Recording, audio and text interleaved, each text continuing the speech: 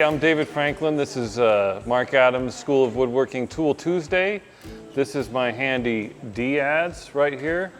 It is made out of an old axe head that's been cut down with a maple handle. We've got a little bird head detail, and this is how I use my D-adze.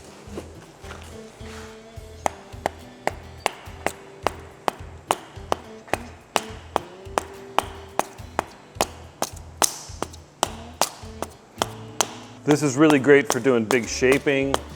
You can also do fine patterns. And really for a wood carver like me, this is really my lightsaber. This is what I get all my work done with. There we go. This is the elbow adze, made from a branch of a tree and a car leaf spring. And this is actually the first tool I ever made. This exact tool. It's really good for shaping.